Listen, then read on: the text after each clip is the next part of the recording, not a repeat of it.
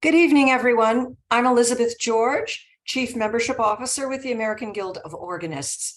And I'm so glad that you could join us tonight for a very special presentation, a 21st century facelift for the certification exams. Before I introduce our presenter, just a couple of housekeeping notes. You are muted. However, we do want to hear from you. So please post your questions in the Q&A box at the bottom of your screen. We've allotted plenty of time for questions after the presentation. As well, the handout can be found on the certifications page, which is under the education tab. I'll also post it in the chat box. Let's see, what else? This is being recorded. So probably within the next 48 hours, we will be sending a link out to the webinar to everyone. So now it gives me great pleasure to introduce to you our Counselor for Education, Vincent Carr. Thank you so much, Elizabeth, and greetings, everyone. Thank you for joining me on this Monday evening, where we're going to discuss a very important topic, and that is the certification.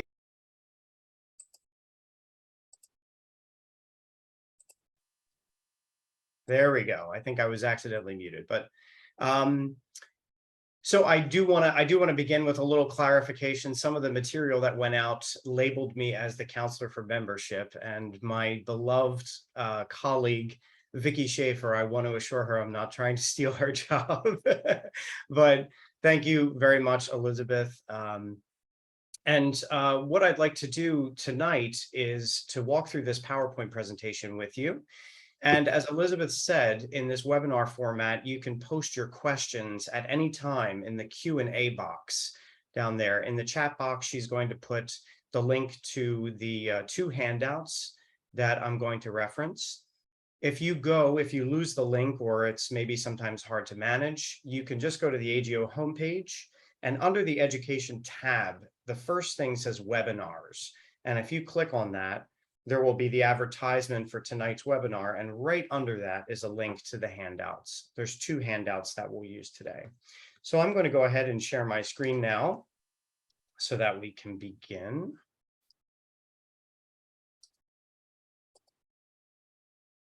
Okay, so hopefully you should see that first slide there. So this idea of a facelift came out of a self-assessment, and many of you know that the AAGO is going through a strategic planning process right now, and has gone through that over the last few years. And we're looking at all of the programs that the Guild offers and seeing how we may be able to do better, assess what we're doing, maybe look to the past, and then also plan for the future. Here's a little outline of the presentation that we're going to have today. There are two handouts that I mentioned. One is something you've probably already seen, which is the requirements for certification for this year. It's a rather lengthy document which has all the details that you would need. The other handout is a compiled feedback handout that was given at the Seattle convention when I presented this presentation there. I thought it would be good to take this opportunity to describe a little bit about how our certification program is constructed, how it functions, and who is all involved in that. And then we'll talk about how we engaged in a self-assessment and were able to gather some data, which then informed how we're going to be making changes going in the future. So the Guild's certification program, I like to think of it as kind of a triangle. It has three dynamics that are at play at any given moment. Many of you have probably had an experience if you took an exam or proctored an exam or participated in an exam with Paul Wolf. And Paul Wolf is our exams administrator. He is really the brainchild of the entire process and keeps all of our applications and exam locations in order. He's also the person you would hear from about exam results, or if you have any questions related to your certificates or procedures or anything like that. The second person is a very special person for the certification committee. I like to call him the chief examiner. The Royal College of Organists and the RCCO, the Canadian organization, both have chief examiners, and we like to think of Walter as the same for the AAGO. Walter has been involved with the certification process for nearly 50 years, which is incredible. He brings not only a wealth of knowledge in terms of the history of the exams, but he's also an expert in things like fugue and counterpoint. He's a professor at Manhattan School of Music. And we kind of look to him as being the gatekeeper for a lot of things like exam questions and materials. Also, in June every year, the certification committee gathers in New York City at national headquarters to grade the written portions of the upper level exams. So this would be the AAGO, the choir master, and the fellowship exams. And it is Walter and Paul who oversee that process and keep really, really tight management of that whole process to ensure anonymity, to ensure fairness, and to ensure quality in the grading. Lastly, but somewhat most importantly, as they liaise with the membership, is the Committee on Professional Certification. So this is one of our official committees of the Guild. There are several members who meet on a regular basis, and they discuss things like exam specifics and also liaise with Paul and Walter to kind of keep this triangle functioning in a very healthy way. I'd like to introduce some members of the committee here. So both I and Andre Lash have been co-directing the committee for the last 12 to 14 months. And our other members currently consist of Gregory Gilsdorf, Christopher Jacobson, Marilyn Kaiser, Joy Schroeder, Ava Z, and Walter Hilza. We are proud that Kit Jacobson is a part of this committee in the sense that he's the lone FRCO on the committee. We've started to engage in conversations with the Royal College of Organists to learn about some of their best practices and some of their experiences with administering exams over in the UK. And we're kind of having this conversation back and forth to see how we can help each other, learn from each other, and build upon our successes. I will say that the committee is going to change slightly over the next month, but I can't announce that because, like all committees, any persons that change on the committee need to be first approved by AAGO National Council. So those changes are to come, but this is the corpus of the committee as we speak. So let's just talk in general about some of the kind of 30,000-foot view changes that have happened over the last, say, 2 years or so. In general, I think sometimes across the AAGO, we've suffered a bit from working in silo.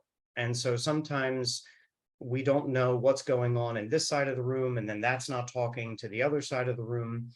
And really what needs to happen is we all need to come together in the same room to kind of hash out and develop ideas and strategies. To collaborate and communicate is really, really important in this sense.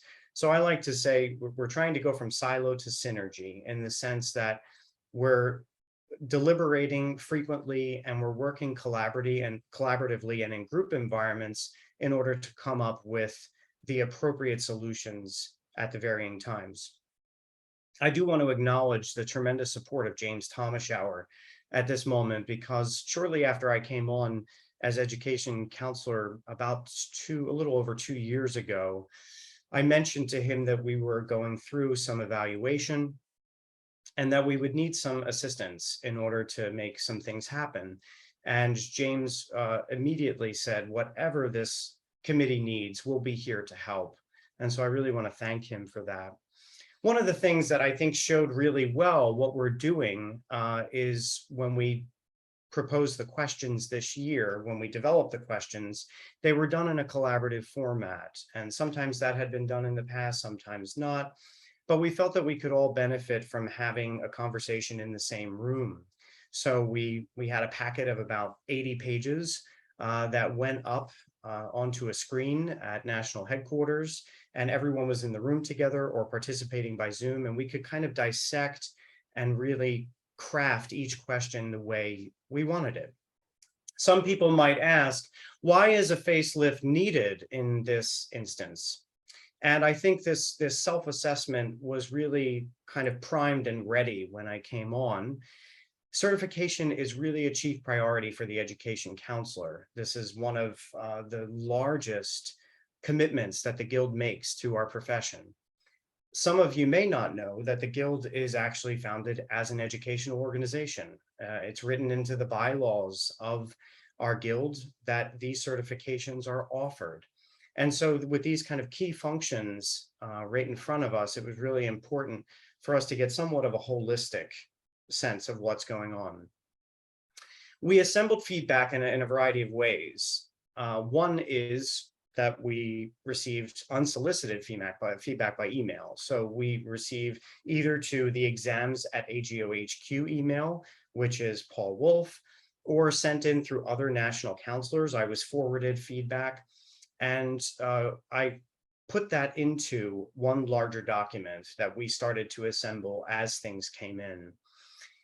When the committee had some conversations about wanting to poll the membership, we at the time did not have a marketing and communication specialist. And we thought, well, how do we get this out there as soon as possible? And we decided that the quickest way would be to create a Google form and to send that out on social media. And we did that in January of 2021, and it elicited a very, very large response. The last component that we put in here was from our interviews that we had documented by 2B Communications, who is the consulting firm who was helping us with our strategic plan. They had interviewed some past directors of the certification committee, and we had some valuable data from that as well. So all in all, we had more than 100 participants in gathering this data, and we were able to put this together into one document for our own internal use. But just so that you can get an idea of it, we had about 40 pages of single-spaced feedback on the certification program. So it was a real trove of information. The handout that I gave you and that was part of this, this presentation is really just a randomized sampling of those comments.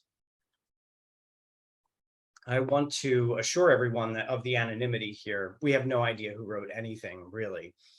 So those were just selected and not in a very kind of random way. So please don't read into any kind of method behind the madness there.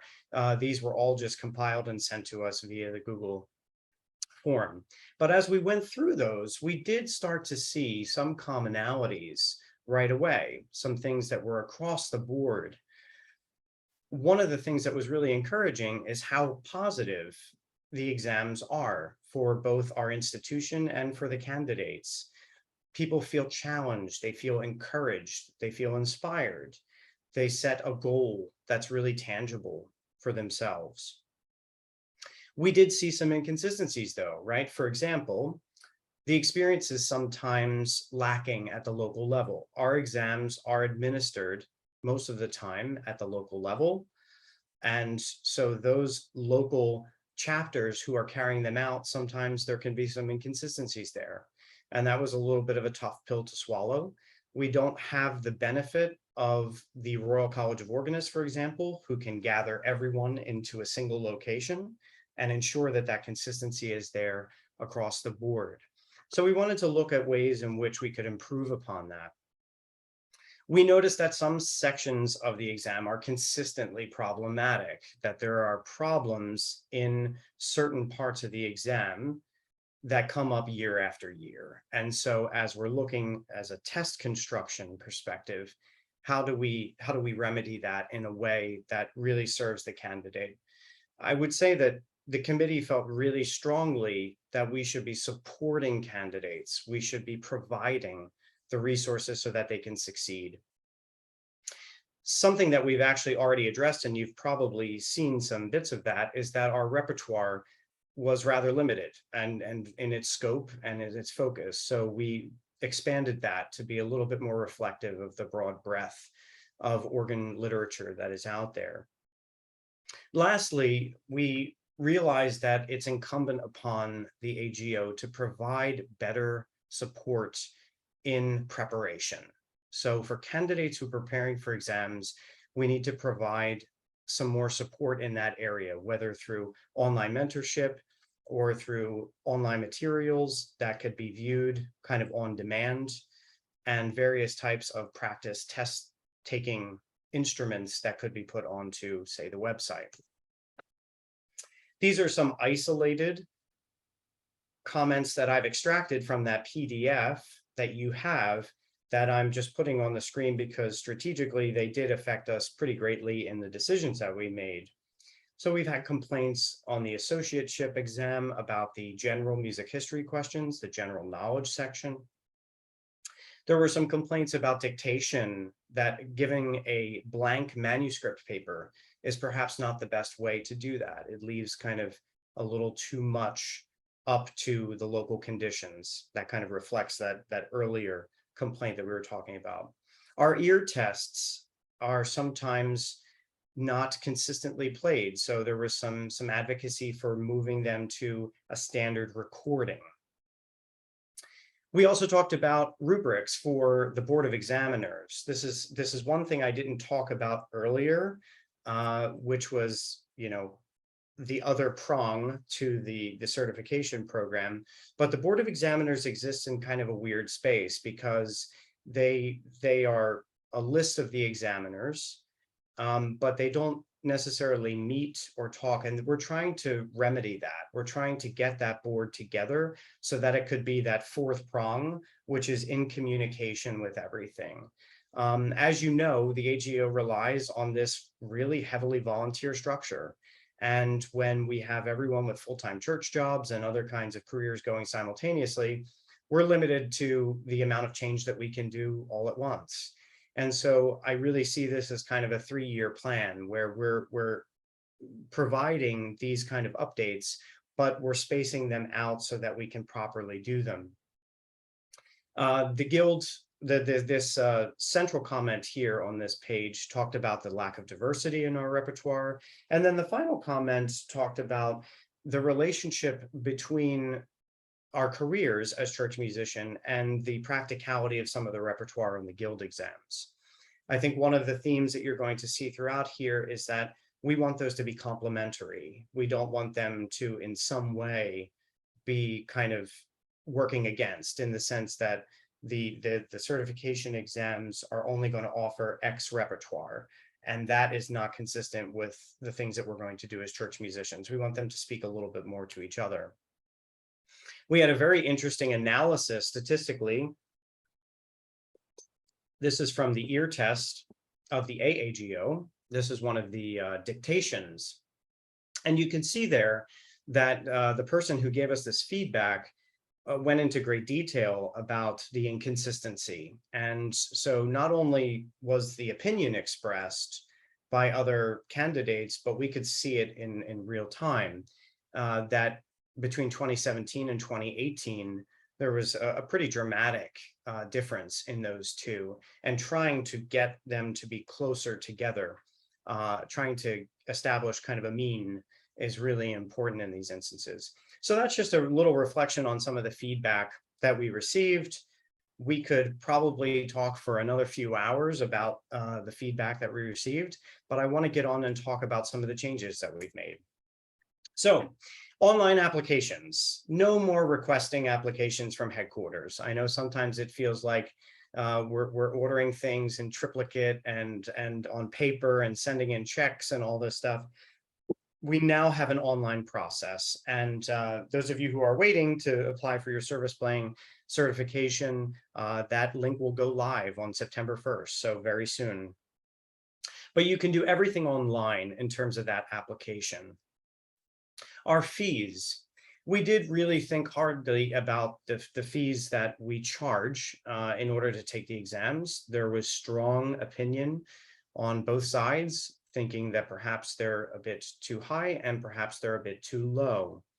Our fees will remain the same for this year. We decided not to make any changes, and we hope that this will encourage organists to take the exams. However, it is inevitable that the fees will have to go up at some point. It's important to know how we fit in with our peer organizations, and we are significantly below what our peer organizations charge. That's not to say that that is the motivation for us raising our prices, but just to say that we really have held those prices for a very long time. And that has been a great advantage of the certification exams and how we've run them through the Guild. One of the things that we really fought hard for is to have student fees for all examinations. Up until this point, at least in recent memory, we've not had student fees, I believe, for the choirmaster and the FAGO. And we've now instituted those so that it's equal across the board, that students receive that discount.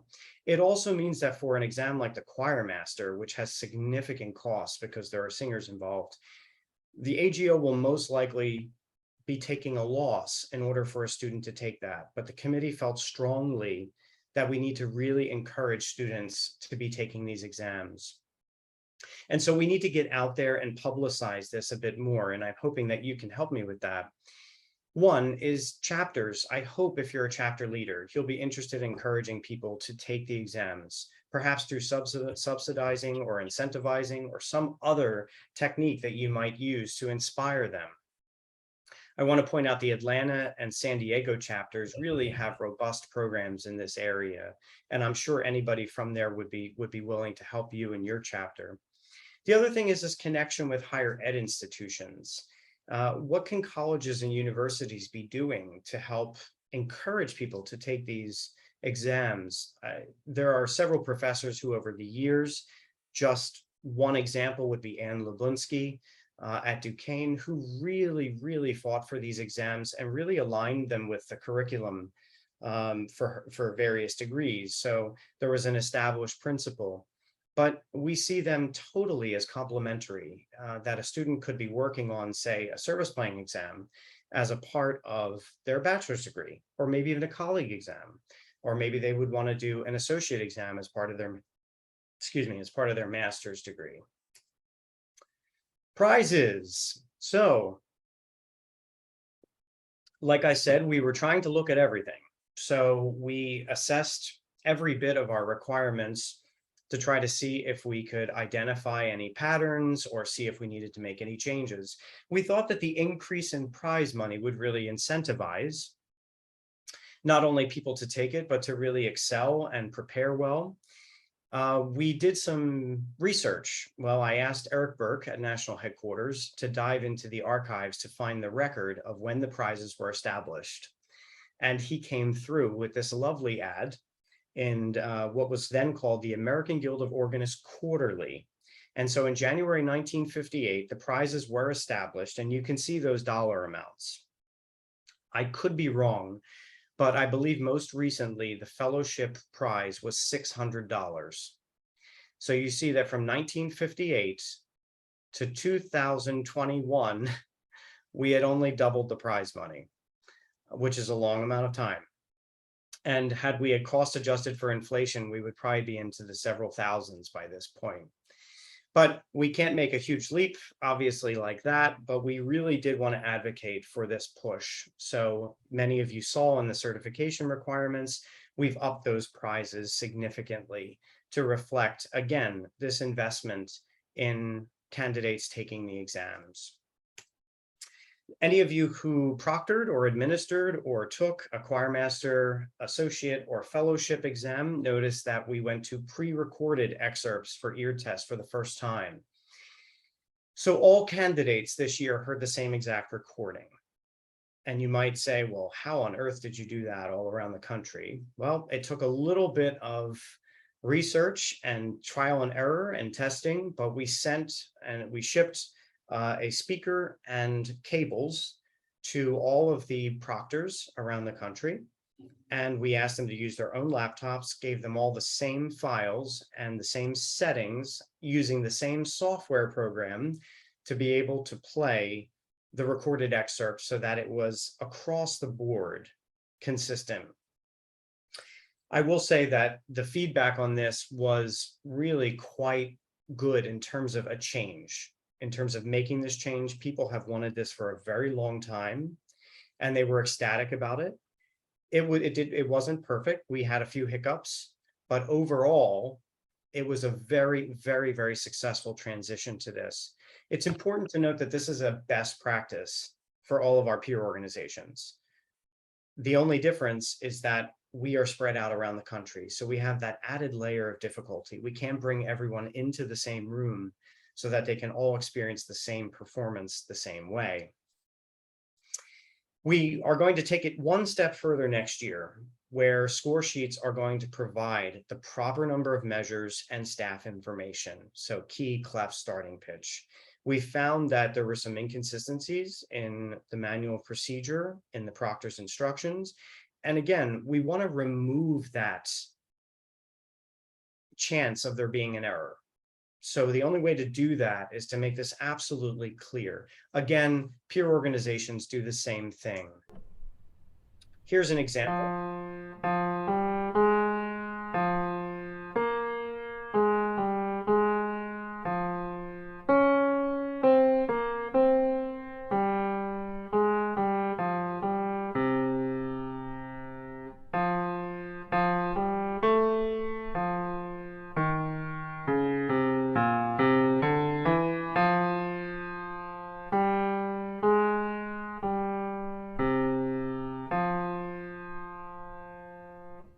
So that was one of the dictation excerpts from the AAGO from this year.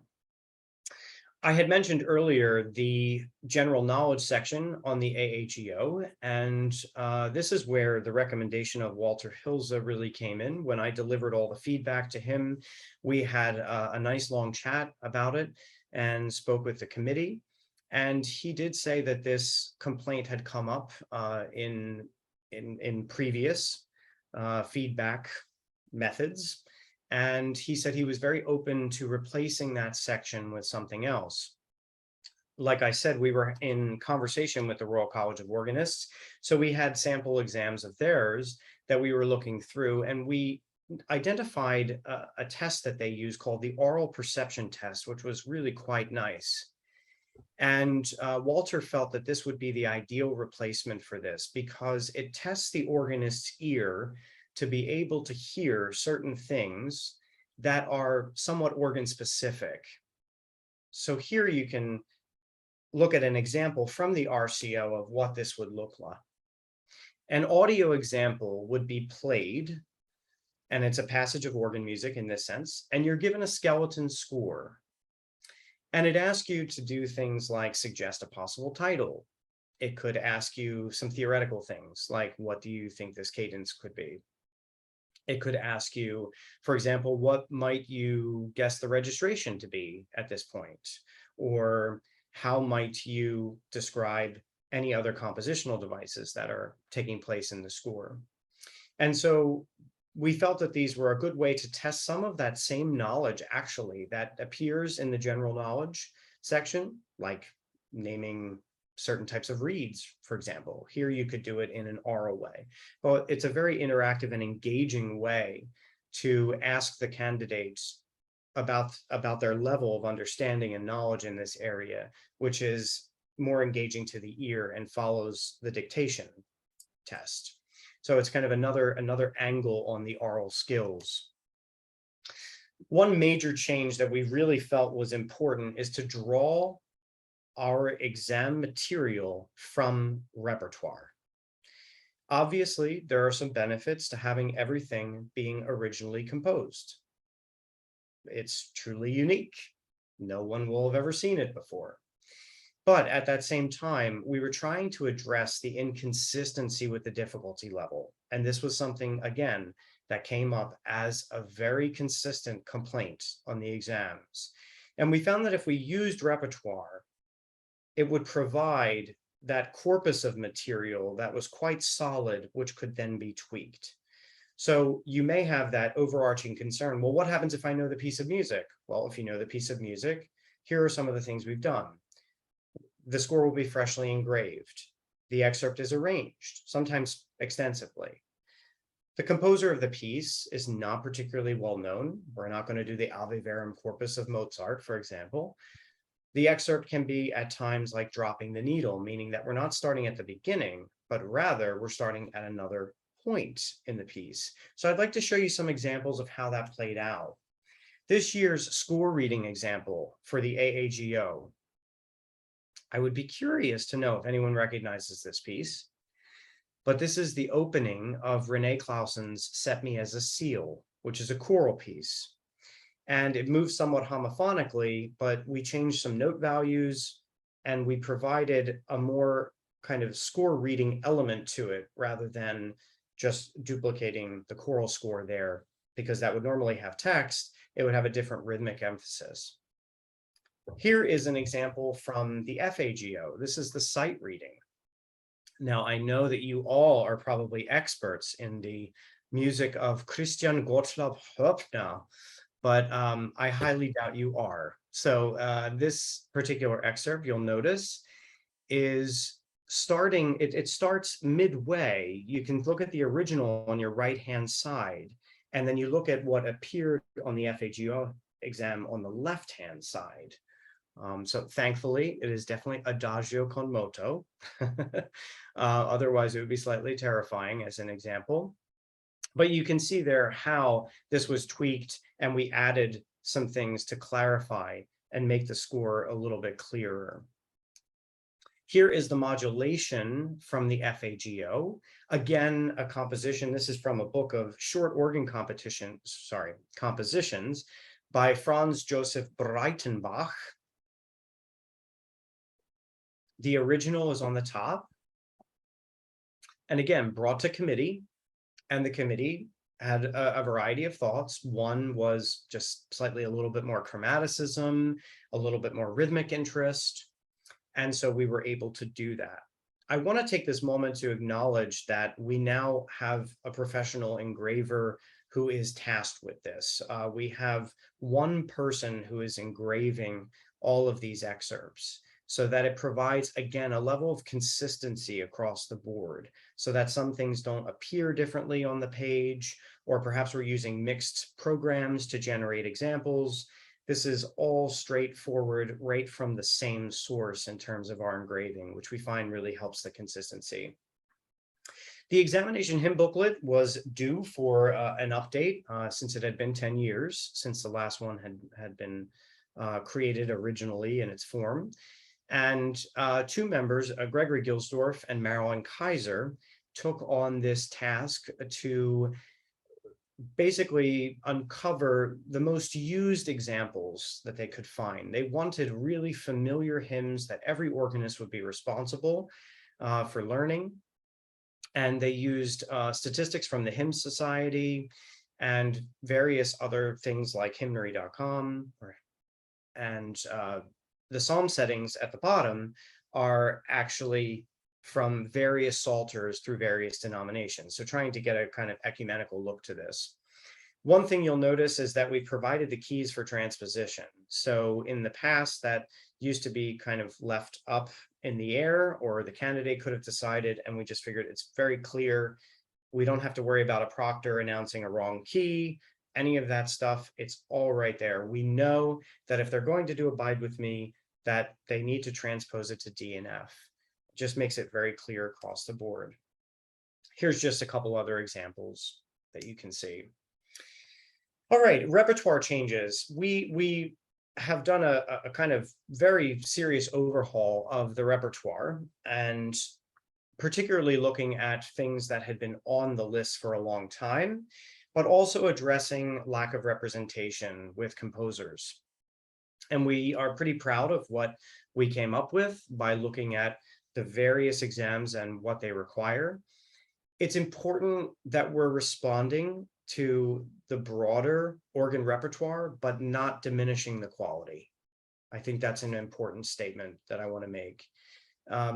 Some people might be personally offended that certain things were removed, but I would encourage you to not look at it as removing repertoire. It's not, we're not creating those blacklists of the past or something like that, that appeared on, you know, the St. Cecilia Society and stuff. It's not about removing repertoire as much as it is cycling in repertoire that becomes part of a rotation. And so the repertoire is not going to change every year, but rather things will stay around for 3 to 5, maybe 7 years, depending on the use of them in the exams. the one thing that we found somewhat problematic was using this idea of any edition. Many of our exams, our most popular exams, are graded remotely. So when an examiner receives a recording, they're sometimes left with an edition predicament. What edition did the candidate use?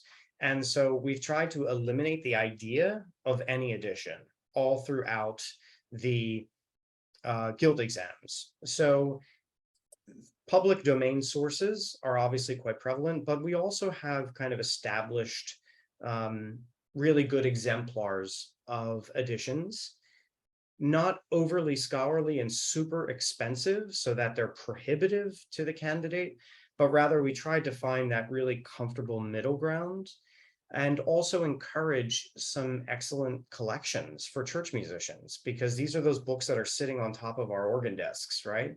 And every Sunday we're grabbing them. So things like supporting the Concordia edition for the Orgelbuchlein and the Chorales of Buxtehude, the Oxford ceremonial books, whether it's funeral memorial music, ceremonial organ music, compilations by composers.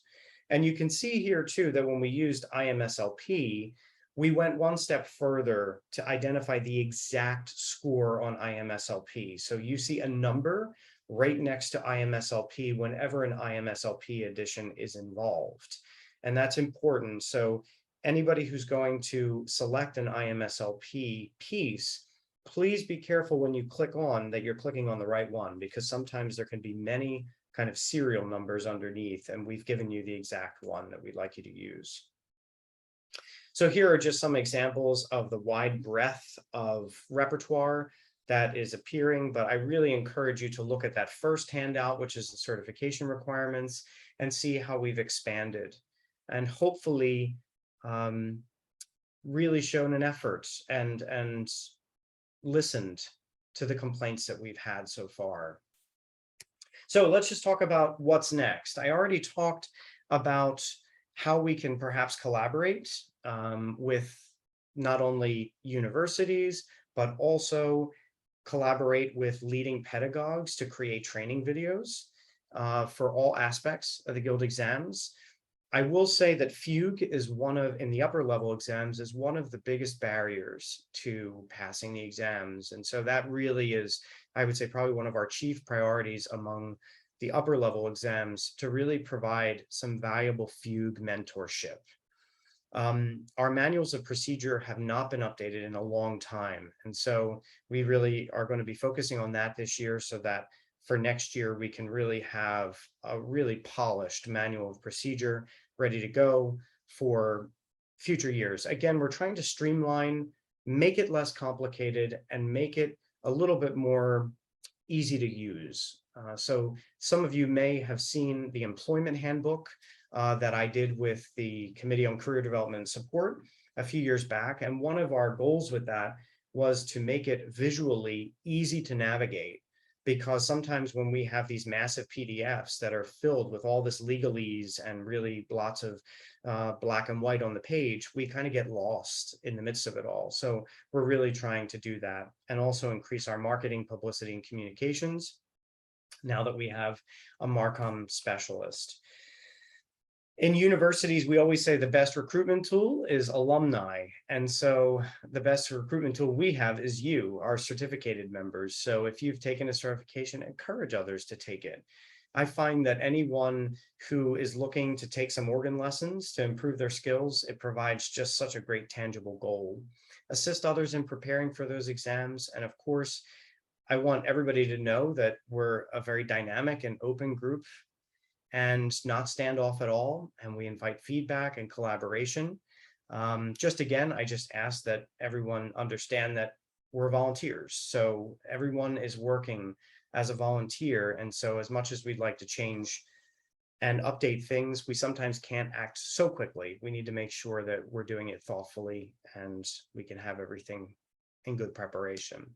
Okay, I think now's the time for some Q&A. Sorry, I went a few minutes over from our initial estimate. Let me stop sharing. Okay. So Elizabeth, how would we like to do this? I understand there's questions in the chat. I mean, in the Q&A box. There are several questions. One in particular that keeps coming up is where people can find the 2023 examination hymn booklet. Is it available online now? Okay, so the short answer is no, it cannot be available online. And that is because of copyright. We have all the copyright permissions, so it's not because of that. It's because the document, if it is, since we do not have a password protected website for the AAGO, because we do not have that, it means that it can come up in Google searches.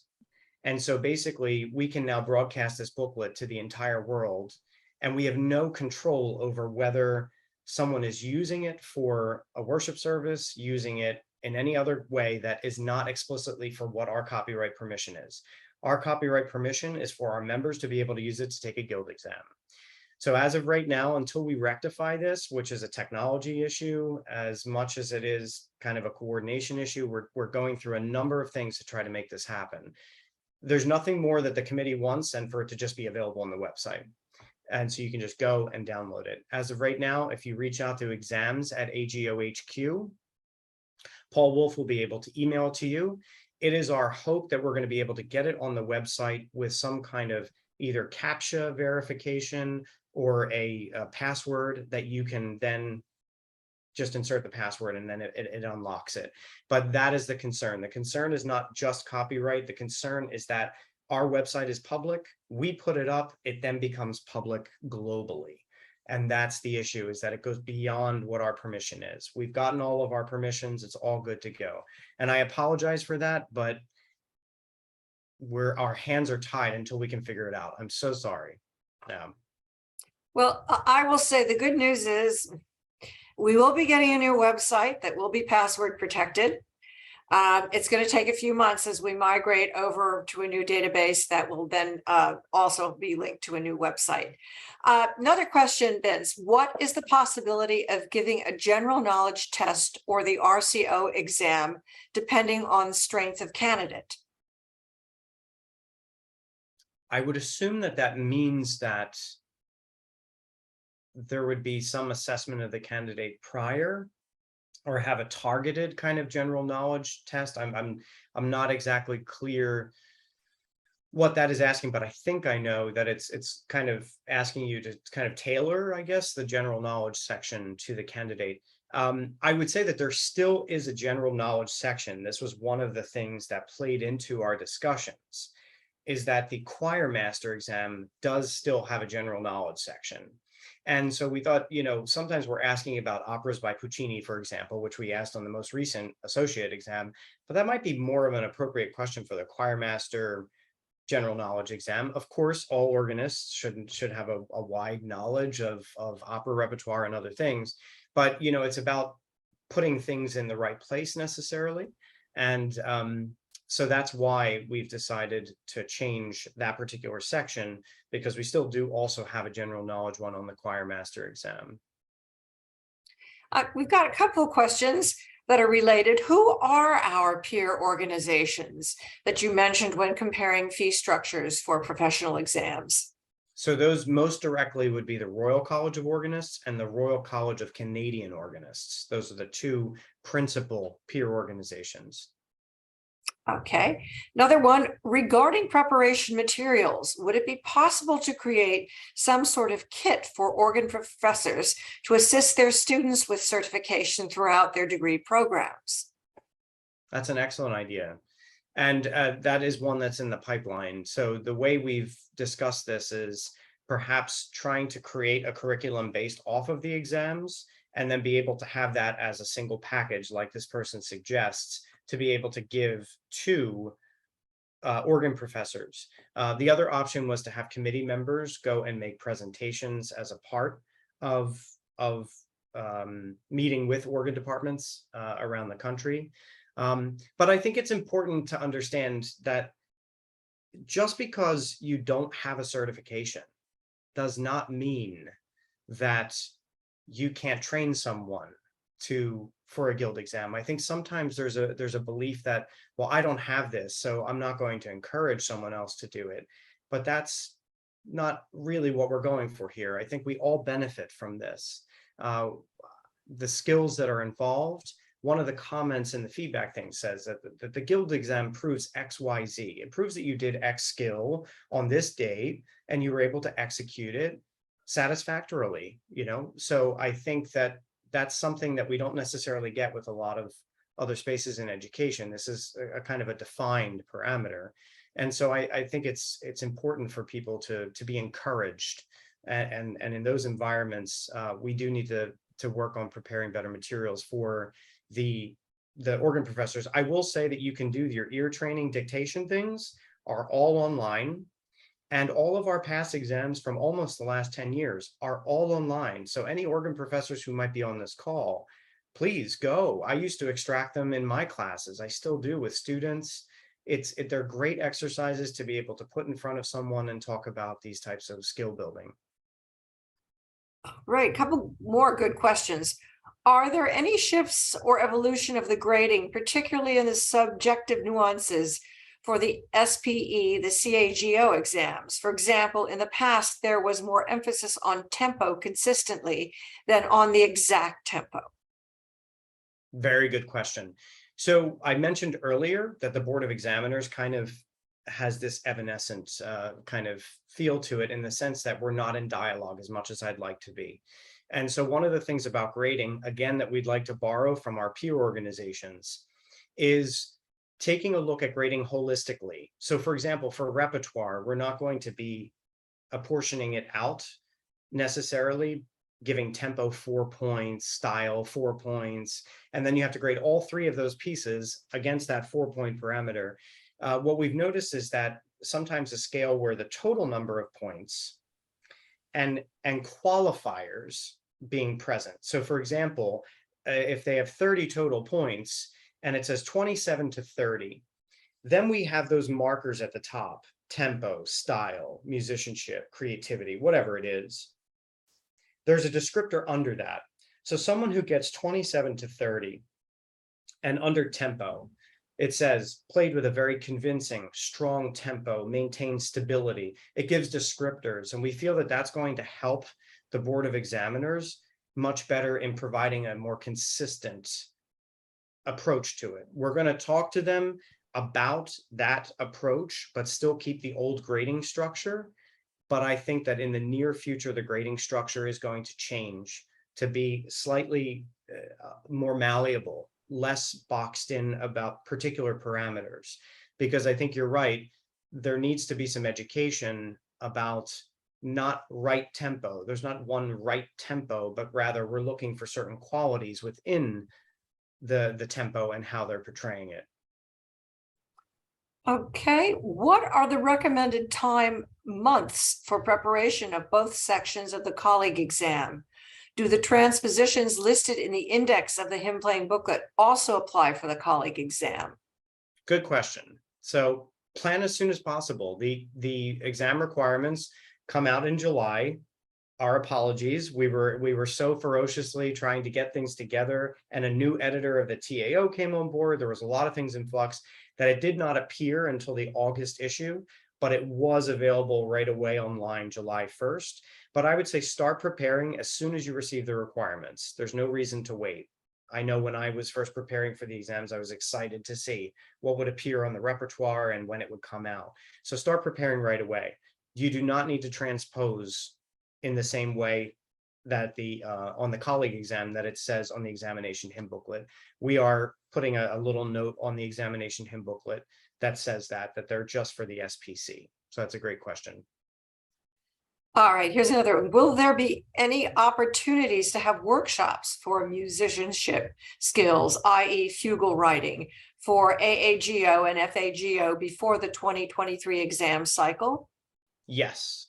So that's what we've already started the conversation with Walter Hilza, and we're open to other pedagogues in this area. We realize that we might need to go outside the organ world, perhaps.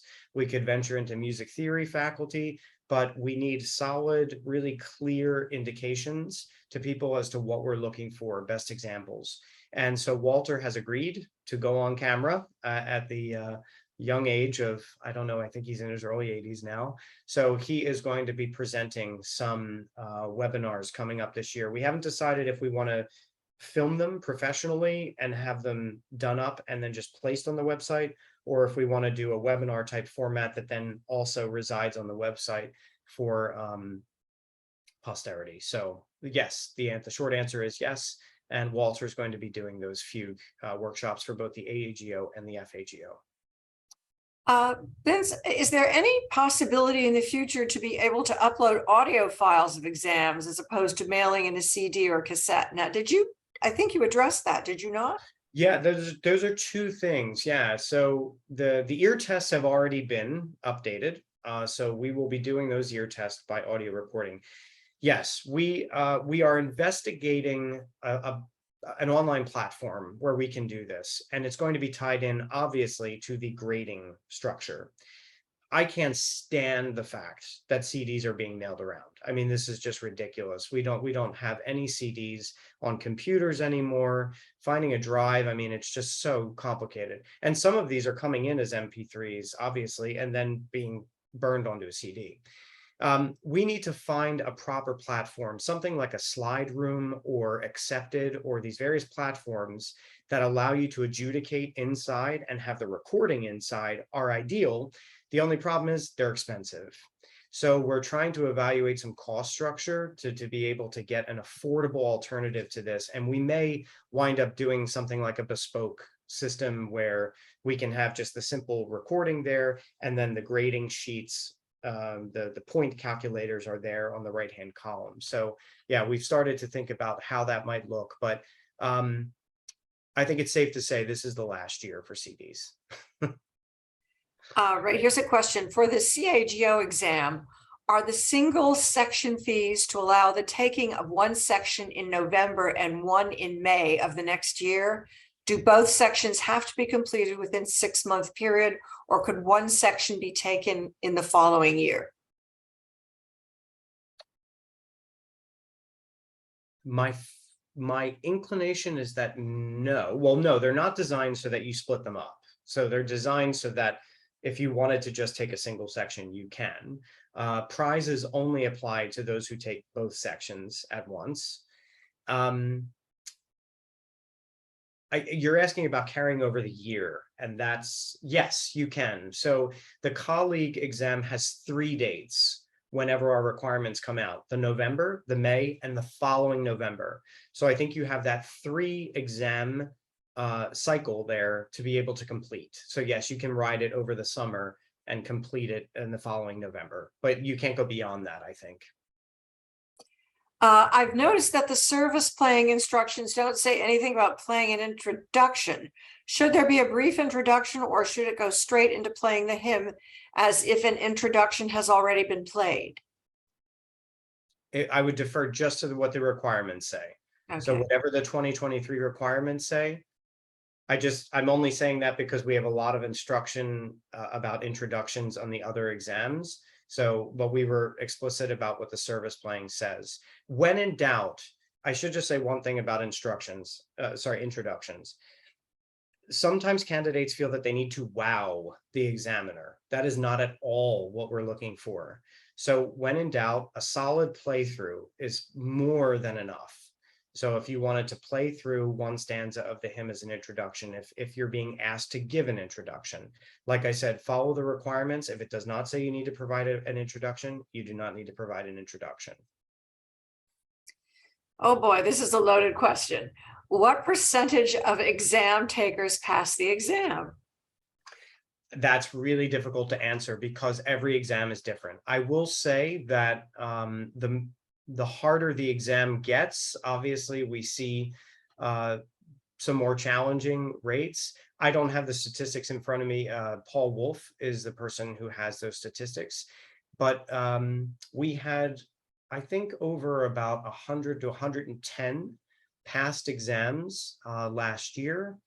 And I would say that was the overwhelming majority. I don't want to give a percentage because I don't want to be wrong, but it's definitely not, and if you go into the 50s and 60s, you can see some pass rates into the low 30 and 40%. We're well above that. So the majority of people pass. When will the PDFs for the service exam anthems be available? So they're going to come to you when you apply for the service. When you apply for the service playing exam, it's my understanding the PDFs have all been prepared from St. James Music Press, and they come with a little password, and that will automatically be sent to you when you do the application. So when you click on the apply now, which is going to go live in September, you will then get an auto-generated email, which will give you the PDF with it. Thank you. I'm just going to ask one last question. What is the future possibility of providing an online tutorial for the certifications, i.e. dictations, ear test, form and analysis, etc.? That's all in the pipeline. Okay. I think it's important to understand here that if we were to give instruction for every single section of every exam, it's going to take a while to be able to populate a video library, for example, of that magnitude. And so we're trying to get, there was a question about passing. The number one failed section of any exam is the fugue. And so we're focusing on that right away so that we can get some instruction out about that. We also have planned workshops on transposition. And we're even open to having some online tutorials about repertoire. So many of you have seen those articles in the TAO, but there's no reason why that can't be a 2 or 3 minute video. Okay, one last question. How often, oh, wait a second, I just lost it. How often will certification requirements be changed? For example, can I take this year's SPC requirements to start practicing for 2024 certification?